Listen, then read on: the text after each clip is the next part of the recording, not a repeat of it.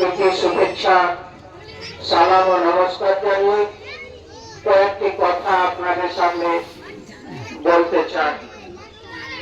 যে সময়ে আজকে এই নূরপুরে যে পথসভা, সেই সময়ে কোনো নির্বাচন নেই, অথচ জাতীয় কংগ্রেসের হাত প্রতীকের পতাকা টাঙিয়ে কেন কংগ্রেসের নেতৃত্ব আপনাদের সামনে মাইক টাঙিয়ে কেন বক্তব্য রাখছে, তার কৌতূহল আপনাদের মধ্যে জন্মেছিল। অলরেডি অনেকটা লাঘব হয়েছে।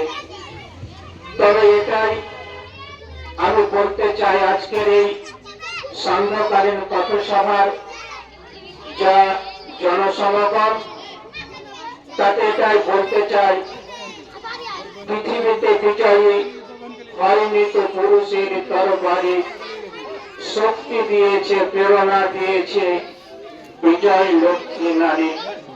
তাই এখানে আমরা যতজন পুরুষ মানুষ উপস্থিত আছি, তার চাইতে বেশি মহিলারা উপস্থিত আছেন।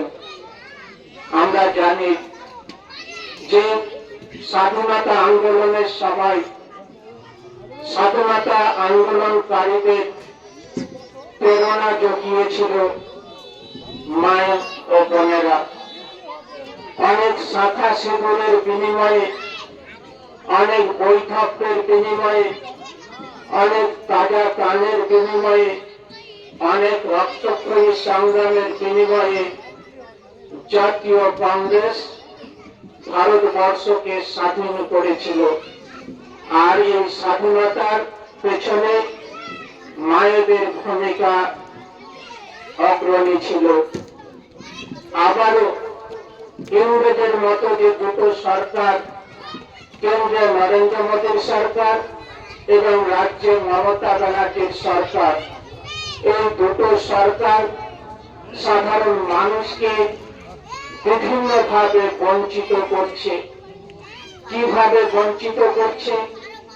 আপনারা সকলেই শুভবুদ্ধি সম্পন্ন মানুষ, আপনারা জানেন যে আপনাদের আমাদের ট্যাক্সের টাকা নিয়ে, সেই টাকা নিয়ে দুটো সরকার আমাদের দেশে, আমাদের রাজ্যে, আমাদের বিধানসভায় যারা প্রকৃত ন্যায্য অধিকার পাওয়ার যোগ্য, যাদের হক আছে, যাদের অধিকার আছে, যারা খোলা আকাশের নিচে বসবাস করে, যারা বৈধব্যে পরিণত হয়েছে, যারা বার্ধক্যে পরিণত হয়েছে, তাদের যে বার্ধক্য ভাতা, তাদের যে বিধবা ভাতা, তাদের যে আবাস যোজনায় ঘর, সেইগুলো একটা সময়ে কেন্দ্রের সরকার সোনিয়া গান্ধীর নির্দেশে এবং ডক্টর মনমোহন সিং এর নেতৃত্বে সমস্ত কিছু কর্মসূচিগুলো গ্রহণ করেছিলেন। আর সেই সমস্ত জনকল্যাণমুখী কর্মসূচি থেকে বাংলার এতিম অসহায় দরিদ্র মানুষগুলোকে বঞ্চিত করছে। আপনারা জানেন যে এখন যে আবাস যোজনায় ঘর দেওয়া হচ্ছে, সেই আবাস যোজনা, সেটার নাম দেওয়া হয়েছে প্রধানমন্ত্রী আবাস যোজনা, কিন্তু এই নামটা ছিল ইন্দিরা আবাস যোজনা, IAY। আই মানে ইন্দিরা গান্ধী, ইন্দিরা গান্ধী আবাস যোজনা। ইন্দিরা গান্ধী কার নাম? ইন্দিরা গান্ধী ভারতবর্ষের প্রধানমন্ত্রী ছিলেন। ইন্দিরা গান্ধী কোন দলের লোক ছিলেন? ইন্দিরা গান্ধী জাতীয় কংগ্রেসের লোক ছিলেন। তাহলে আপনারা অনুমান করুন, আপনারা বিবেক দিয়ে অনুধাবন করুন যে এক নাম যেটা আপনাদের আবাস যোজনায় ঘর দিচ্ছে, আর সেই ঘর দেওয়ার নামে জাতীয় কংগ্রেস ঘর দিতে চেয়েছিলেন যে একদিকে হিন্দু সম্প্রদায়ের মানুষ যারা খোলা আকাশের নিচে বসবাস করবে, তাদেরকে আবাস যোজনায় ঘর দেওয়া হবে।